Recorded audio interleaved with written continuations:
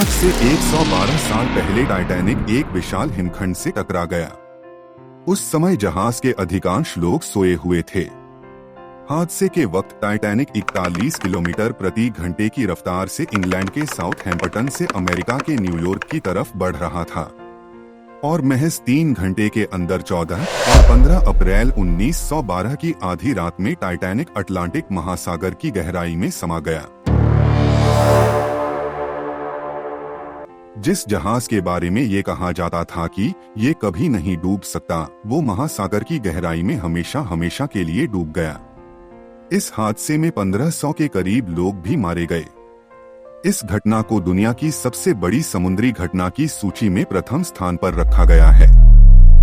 दुर्घटना की जगह वाले स्थान से प्राप्त अवशेषों को सितंबर 1985 में हटा लिया गया।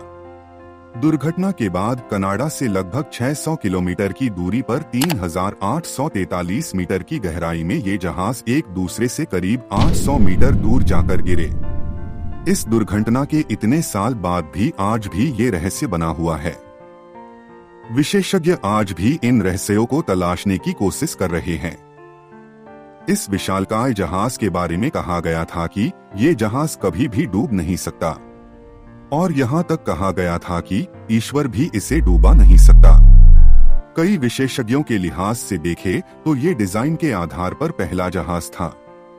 जहाज में कई वाटर टाइट कंपार्टमेंट बनाए गए थे, यानी कि अगर जहाज का कोई भी कमरा पानी से भर जाए तो वो दूसरे कमरे को डूबा नहीं सकता था। इस जहाज को तैयार करने में कुछ मुश्किलों का भी सामना करना पड़ा था कि जहाज की ऊंचाई कितनी रखी जाए ताकि पानी के पाइप और लाइट ठीक से काम करते रहे। इस पर काफी सोच विचार हुआ था। इन सभी बातों में सोच विचार करने के बाद उन लोगों ने जहाज की ऊंचाई निर्धारित की थी। पानी भरने की स्थिति में उन लोगों का आकलन था कि पानी छत की ऊंचाई तक नहीं पहुंच पाएगा। उन्होंने छत पर सुरक्षित कंपार्टमेंट बनाए थे, लेकिन जहाज बनाते वक्त किसी ने ये नहीं सोचा था कि इसकी टक्कर एक विशालकाय आइसबर्ग से भी हो सकती है। टाइटैनिक की आइसबर्ग में टक्कर इतनी जोरदार थी कि जहाज की मुख्य बॉडी की आधी लंबाई तक सुराख हो गया था। ऐसी परिस्थिति में पानी छत तक पहुंच गया था। जहाज में पानी पूरी तरह से भर गया था। ऐसे में बचना संभव नहीं था। जहाज बनाने और नेविगेटर सिविल इंजीनियरिंग के अनुसार टाइटैनिक का प्रचार इस तरह से किया गया था कि ये जहाज कभी नहीं डूब सकता। इसकी वजह ये थी कि इसमें बहुत सारे तहखाने बनाए गए थे जो वाटर टाइट दीवारों से बने थे। तहखानों की 2 कतारों में पानी भरने की स्थिति में जहाज डूबने वाला नहीं था, लेकिन आइसबर्ग से टक्कर ने जहाज को काफी नुकसान पहुंचा दिया था और वाटर टाइट कंपार्टमेंट की कई दीवारें नष्ट हो गई थी। टाइटैनिक के वाटर टाइट कंपार्टमेंट के बंद करने की व्यवस्था भी ठीक से काम नहीं कर रही थी। इसके अलावा उस दौर में जहाज बनाने में उपयोग धातु मौजूदा स्टील जितनी मजबूत नहीं थी। बता दें कि 1940 के दशक तक जहाज की बॉडी धातु की सीट से बनाई जाती थी। हालांकि बाद में जहाज की बॉडी बनाने में धातुओं को पिघलाकर इस्तेमाल किए जाने लगा। तब से लेकर तकनीक और सामग्री काफी हद तक बदल चुकी है। अब धातु को पिघलाकर सीट को जोड़ा जाता है। स्टील बनाने में कार्बन का इस्तेमाल कम होने लगा है और मैग्नीज का इस्तेमाल बढ़ गया है।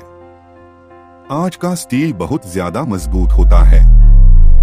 आज के जहाज पहले की तुलना में समुद्री लहरों और समुद्री तूफानों से काफी हद तक तालमेल बिठाने में सक्षम है। इस बड़ी दुर्घटना का एक कारण ये भी माना जाता है कि आइसबर्ग से भरे इलाके से गुजरने की मुश्किलों के बीच भी टाइटैनिक पर अपना सफर जल्दी पूरा करने का दबाव था। बताया जाता है कि ये दबाव ब्लू बैंड हासिल करने का था। 1839 में शुरू हुआ ये सम्मान अटलांटिक महासागर को सबसे तेजी से पार करने वाले जहाज को दिया जाता था और उस समय टाइटैनिक जहाज को इस सम्मान को पाने का सबसे बड़ा दावेदार माना गया था। उस समय समुद्री जहाज को बनाने में बड़ी कंपनियों में होड़ लगी हुई थी। इंग्लैंड और जर्मनी के बीच सबसे तेज चलने वाले जहाज बनाने की होड़ थी। सबसे तेज और बड़े जहाज की आधिकारिक तौर पर ब्लू बैंड दिया जाता था। किसी भी जहाज को ये उपलब्धि हासिल करने के लिए पहली यात्रा को सबसे अहम माना जाता था। पहली यात्रा के समय जहाज की स्थिति सबसे बेहतर होती है। पहली गति जहाज सबसे तेज गति को हासिल कर सकता है और टाइटैनिक भी इसी तेज गति को हासिल करने की कोशिश में था। इस हादसे में जो लोग बचे उनमें से कई लोगों ने बताया कि जहाज के कप्तान को रास्ते में हिमखंड होने की सूचना मिल गई थी, लेकिन उन्होंने जहाज की गति धीमी नहीं की क्योंकि वे अटलांटिक महासागर को सबसे तेज पार करने के लक्ष्य को हासिल करना चाहते थे। इस जहाज को चलाने वाली company white star line company ने 20वीं शताब्दी की शुरुआत में बेलफास्ट शहर के हारलैंड और वोल्फ शिपयार्ड को 3 जहाजों को तैयार करने का ऑर्डर दिया था। उम्मीद की जा रही थी कि विश्व स्तरीय टीम द्वारा ये तीनों जहाज दुनिया के सबसे सुरक्षित, बड़े और सुविधाओं से युक्त होंगे। विशाल जहाज के इन प्रोजेक्ट को खूब प्रचारित भी किया गया था। 1908 से 1915 के बीच निर्मित इन जहाजों को ओलंपिक क्लास के जहाज कहा गया था। पहले 2 जहाजों को तैयार करने का काम शुरू हुआ। 1908 में ओलंपिक और 1909 में टाइटैनिक का तीसरे जहाज जायगेंटिक का उत्पादन 1911 में शुरू हुआ था। हालांकि तीनों जहाज किसी न किसी जहाज दुर्घटना में शामिल रहे। ओलंपिक जहाज की सेवा जून 1911 में शुरू हुई थी। उसी साल ये एक युद्धपोत से जा टकराया। मरम्मत के बाद इसकी सेवा फिर से शुरू हुई। पहले विश्व युद्ध के समय ब्रिटिश सेना ने इसका इस्तेमाल सैनिकों को एक जगह से दूसरी जगह पहुंचाने के लिए किया था। 1918 में ये एक जर्मन पनडुब्बी से टकरा गया था। मरम्मत के बाद 1920 से फिर इसका इस्तेमाल शुरू हुआ।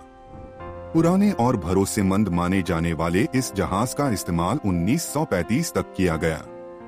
अपने समय में ये जहाज काफी विशालकाय थे, लेकिन आज की तुलना में ये बहुत छोटे कहे जाएंगे। टाइटैनिक की लंबाई 269 मीटर थी। चालक दल और यात्रियों को मिलाकर इसमें करीब 3300 लोगों की ठहरने की सुविधा थी। आज का सबसे बड़े समुद्री यात्रियों का जहाज वंडर ऑफ द सी है, जो लगभग 362 मीटर लंबा है और इसमें चालक दल के 2300 सदस्यों के साथ 7000 यात्री यात्रा कर सकते हैं। टाइटैनिक हादसे में लगभग 1500 लोगों की मृत्यु हो गई थी। इसके बाद समुद्री जहाजों की व्यवस्था और सुविधा को बेहतर बनाने की कोशिश शुरू हुई। समुद्री जहाजों की सुरक्षा के लिए इस हादसे के बाद रडार जैसे उपकरणों का इस्तेमाल किया गया। द्वितीय विश्व युद्ध के बाद रडार का उपयोग शुरू हुआ। इससे पहले सब कुछ देखने पर ही निर्भर करता था। एक नाविक को एक ऊंचाई पर बैठा दिया जाता था, जहां से वो सामने आने वाले हिमखंड को देखकर अलर्ट कर सके। उस समय यही तरीका अपनाया जाता था। ये तरीका जहाज के तेज चलने की स्थिति में सुरक्षित नहीं था। टाइटैनिक हादसे की सुरक्षा के प्रावधानों पर ध्यान दिया गया। टाइटैनिक हादसे में बहुत सारे लोगों की मौत इसलिए भी हुई थी क्योंकि उनके लिए जहाज पर पर्याप्त लाइफ बोट्स नहीं थी। टाइटैनिक की पहली यात्रा से पहले ये प्रचारित किया गया था कि ये जहाज कभी नहीं डूबेगा। इसी के चलते जहाज में आधे ही लाइफ बोट्स रखे गए थे। आगे चलकर समुद्री जहाजों की सुरक्षा को लेकर संस्थागत ढांचे भी बनाए गए। निर्माण के दौरान सुरक्षा मापदंडों का ख्याल रखा गया। उसको लगातार बेहतर करने की योजनाओं पर भी ध्यान दिया गया। आज के समय में तो रडार काफी पहले ही आइसबर्ग का पता लगा लेते हैं। आज समुद्री यात्राओं के दौरान समुद्री मैपिंग या समुद्री यात्राओं के चार्ट कहीं ज्यादा सुरक्षित रूप में मौजूद है।